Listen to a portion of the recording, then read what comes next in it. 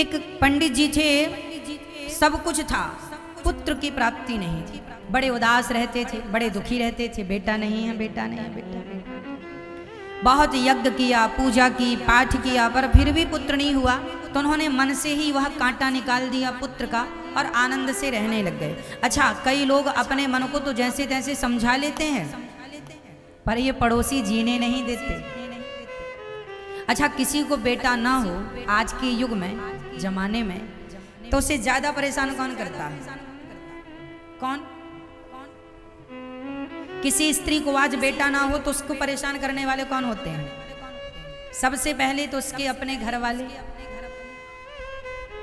फिर बचे खुचे रिश्तेदार, फिर पड़ोसी। एक पड़ोसन थी, अरे तुम्हारी बहू के बेटा नहीं है, बेटा नहीं है।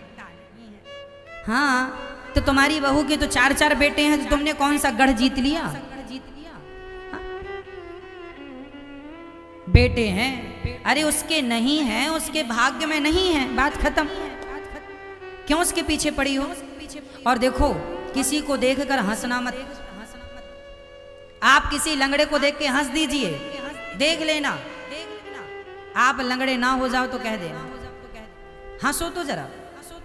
ईश्वर सब कुछ नोट करता है। किसी को देखकर हंसना मत, हंस दोगे समय ना लगेगा।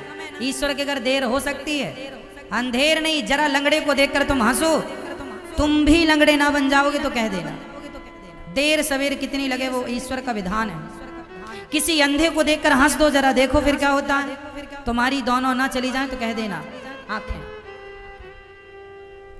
किसी स्त्री के पुत्र नहीं है और तुमने हंस दिया, अरे इसको तो बेटा नहीं है, बड़ा मजाक उड़ा दिया उसका समारा जमाने में और खूब उसका हंसी कर दी, अरे बेटा नहीं, हमारे तो बेटा है। हाँ, भगवान बोले अच्छा रुक रुक, तेरी भी बेटा नहीं होगा, तेरी बहू के बेटा नहीं, तेरे वंश में तू हंस रही है ना किसी को देखकर, ईश्वर कहेंगे तू बहुत हंस रही है, तेरा भी वंश हम स्टॉप करते हैं।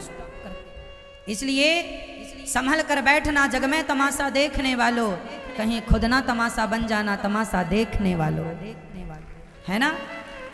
किसी के घर में आग लगे तो पानी डालो, मजाक ना उड़ाओ।